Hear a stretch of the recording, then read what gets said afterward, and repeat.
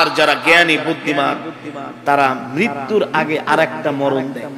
মানে মরার আগে তুমি আরেকবার কি করো, মরো। এটার মিনিং বুঝছেন? এটার মিনিং হইলো এত বেশি লাফায়ও না।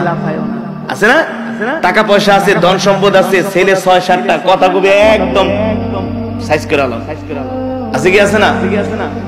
মানুষকে মানুষই মনে করে না। আল্লাহ বলে না, মাটির মানুষ মাটির মতো হয়ে যাও। মৃত্যুর আগেই আরেকবার মরো, আজরাইল আসার আগে। মানে তুমি শান্ত হয়ে যাও, ভদ্র হয়ে যাও, সভ্য হয়ে যাও, বিনয়ী হয়ে যাও, নম্র হয়ে যাও। কর্কশ ভাষীরা, উচ্ছৃঙ্খলরা কখনো আল্লাহর জান্নাতে যাবে না। যারা মুমিন, যারা বিনয়ী ভদ্র, তারা জান্নাতে যাবে। আর জান্নাতি যারা, তাদের আচার ব্যবহার হবে নরম। আর নরম মানুষগুলো যখন মারা যায় সবাই তার জন্য কাঁদে। আর কর্কশ ভাষী মানুষগুলো মারা গেলে মরছে ভালো হইছে, ঠিক কিনা বলেন? মিষ্টি বিতরণ। সুতরাং এতগুলো কথা এক্সাম্পল দেওয়ার একটাই কারণ, সেটা হলো ভাই, এই পৃথিবীতে আমরা কেউ থাকতে পারব না। যে কোনো সময় মালাকুল মউত আমাদের কাছে চলে আসতে পারে। এই কারণে আমি গান শোনা অবস্থায় যদি আজরাইল আমার কাছে আসে কি অবস্থা হবে? জিনা করা অবস্থায় যদি আজরাইল আমার কাছে আসে কি অবস্থায় হবে? মানুষকে ঠকানো অবস্থায় যদি আজরাইল আমার কাছে আসে কি অবস্থায় হবে? আর আমার মৃত্যুটা যদি হয় জিকির অবস্থায়, কোরআন তেলাওয়াত অবস্থায়, নামাজ অবস্থায়, ওযু অবস্থায়, রাসূলের সুন্নাত মানা অবস্থায়, তাহলে নিশ্চিত করে বলা যায় আল্লাহ তাআলা আমাদের জান্নাত দিবে, ঠিক কিনা বলেন? এই কারণে আমাদের মৃত্যুর জন্য সদা সর্বদা প্রস্তুত থাকতে হবে, তৈয়ার থাকতে হবে। এই বাড়ি গাড়ি আমাদের কিছুই যাবে না সাথে। এগুলো যদি মানুষ চিন্তা করত, উপলব্ধি করত, বুঝতো, তাহলে মানুষ সমাজের ভিতরে এত উচ্ছৃঙ্খলতা করত না। কেউ নামাজ না পড়ে থাকতে পারত, কেউ হারাম পয়সা কামাইতো না। যে পয়সা আমি কামাবো কার জন্য? আমি মরে গেলে তো আমার হিসাব স্ত্রীও দিবে না, সন্তানও দিবে না, পরিবার পরিজন কেউ কারো হিসাব দিবে না। সবাই ইয়া নফসি ইয়া নফসি বলবে। এই কারণে ভাইরা আমার, বাবাজিরা আমার, সময় থাকতে মাটির মানুষ আমরা মাটি হয়ে যাই, নরম হয়ে যাই। ৫ ওয়াক্ত সালাত আমরা জামাতের সাথে আদায় করব তো ইনশাআল্লাহ। বসেন বসেন। যে মাদ্রাসার উদ্যোগে মাহফিল, এটা একটা নেক আমল, নেক আমল বৃদ্ধি করার একটা ফ্যাক্টরি, আলেম বানানোর একটা ফ্যাক্টরি। আপনারা এখানে আপনাদের সন্তানদেরকে ভর্তি করা, এই মাদ্রাসার ছাত্ররা তারা সেই রাত ৩টা বাজে উঠে কোরআন পড়ে। কোরআন, এই কোরআনের তেলাওয়াত, এই সওয়াব প্রতিটা কবরে যায়, কবরে যায়, প্রতিটা ঘরে পৌঁছায়।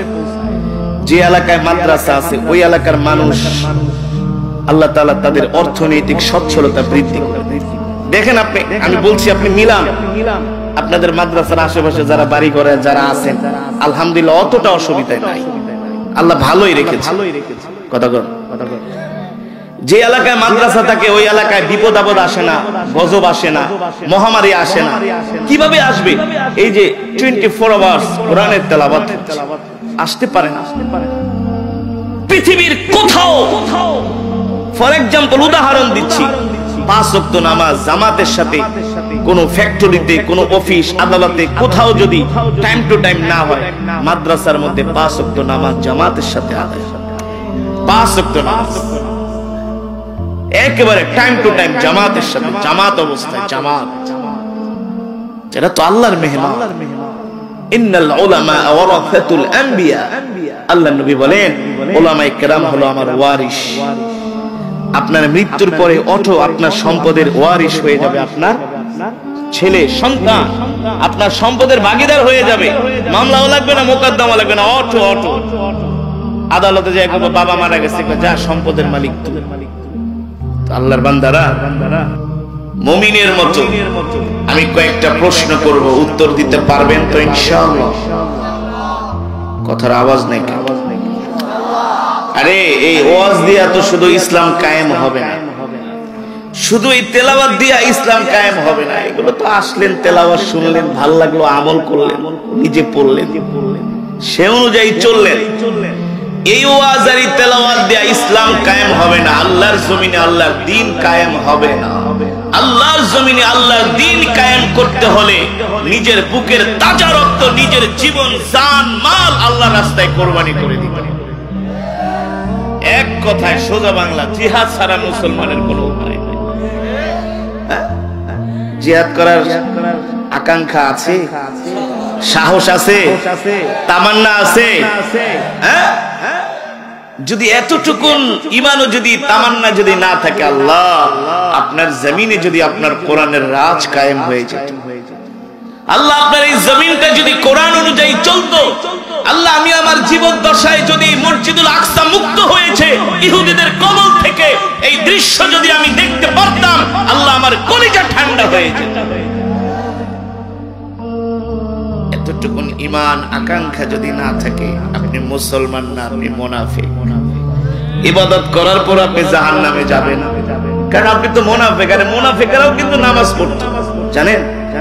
আল্লাহ নবীর পিছনে অনেক মুনাফিকরা এসে নামাজ পড়তো, সালাত আদায় করতো, টাকা পয়সাও দান করতো, মসজিদ মাদ্রাসায় টাকা পয়সাও দান করতো, কিন্তু তাদেরকে আসল সময় খুঁজে পাওয়া যেত না।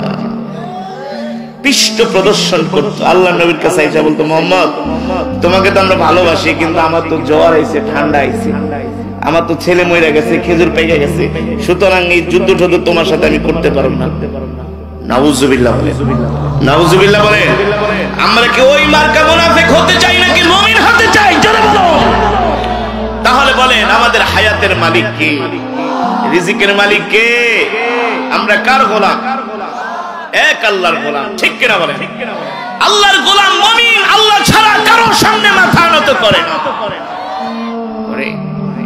এই যে একটু আগে আমি সূরা ফাতিহা পড়লাম, এমনি কি বারবার বলছি ইয়াকা নাবুদু ওয়া ইয়াকা নাস্তাইন?